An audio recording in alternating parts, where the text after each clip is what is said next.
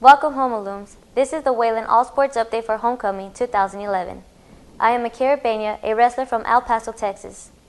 The regular season for basketball is coming to an end this weekend, while the baseball team begins their conference season.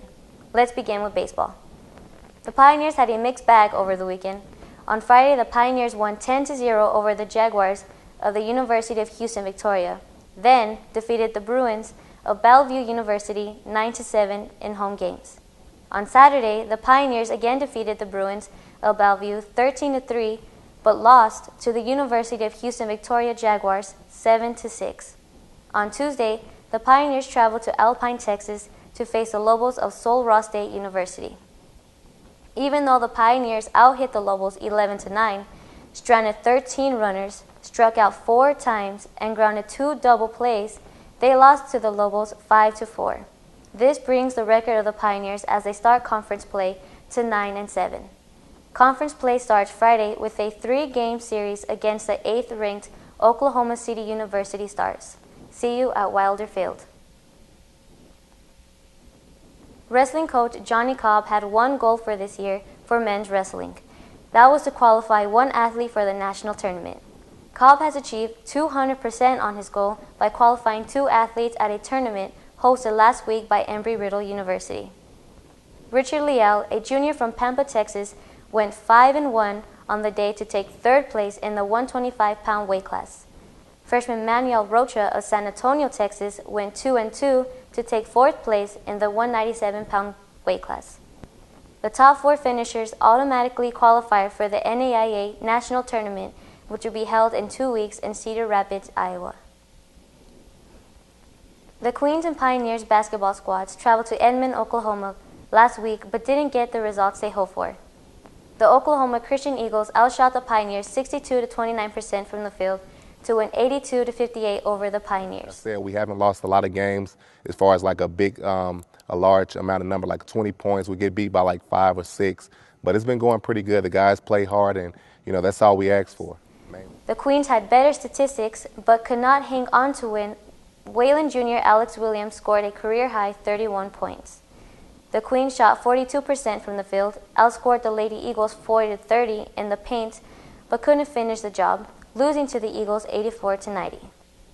Both teams finished their conference season in the Hutch this weekend with games against Rogers State and John Brown University. We've had a good season. I think our expectations were a little bit higher than where we're at right now, but we've got an opportunity to finish out on a good note, and looking forward to this week, these 2 games at home, homecoming, and looking forward to the conference tournament next week. We're playing for positioning this week. Right now we're sitting in the 6th spot, and we'd definitely like to stay there with a couple wins. We'd stay in that position and just, we'd prepare for the conference tournament like we prepare for any conference games, take it one day at a time, prepare for our first opponent, and treat it as a single game, a day-to-day event, and just focus on that game, try to win that game, and then get ready to move on to the next game. And finally, the indoor track and field team secured 2 more individual qualifiers for the NAIA National Indoor Track and Field Championships. Junior Lee Provost reached a provisional standard in the 200-meter with a time of 21.82 seconds. Brittany Walton hit the provisional mark in the 400 meters with a time of 59.34 seconds. We're one of the strong favorites, though most people don't know it. Our top distance runner, who we're counting on about 20 points from right now, may or may not run. About a 50-50 chance. He's been hurt, not getting a lot better. Be probably a miracle if he's able to run and do real well. So that's a little hindrance. We're a little down about that. But even without him, we fully expect to hopefully be in the hunt. We've got a good group of distance guys with Edward Tarragon in the longer distances, Hilden Bowen and Jared Morris in the middle distance with some relays. And then on the sprints and jump side of thing, we're going to be carried by hopefully Myron Roundtree in the long and triple jump. Expect to score big points. Jerry Lee Davis in the shorter sprints, and Caleb McLean and Andre Hamilton in the 400 meters. And then we've got one field event, a thrower, Brandon Mansfield, who's a senior that should do well. So that's the guys' side of things. And hopefully we'll come out on top, but If not, we'll compete our best and represent Wayland well.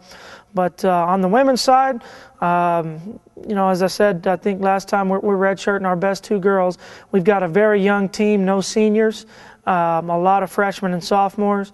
But we're counting on big things out of this group to hopefully, be top 4, to be a podium team, and then, if we have a great meet and some other teams slip up, maybe we could squeeze in there towards the top a little bit more. But we're hoping to be top 4 and at least bring a trophy home. We're counting on big points from Bianca Grants, our best returner. Leandria Lee's another junior girl that should score some points. And then a sophomore girl, Milka Villegas, should do well. And then we're counting on a lot of good performances from, some freshmen. Shaquilia Shepard's probably one of our better freshmen. And then there's several others that I can name, but that's just a few off the top of my head that we're expecting big things from. The NAIA National Indoor Championships will be held March 3rd through the 5th in Geneva, Ohio. We hope our alums have a great weekend and get to see lots of sports action here on the campus.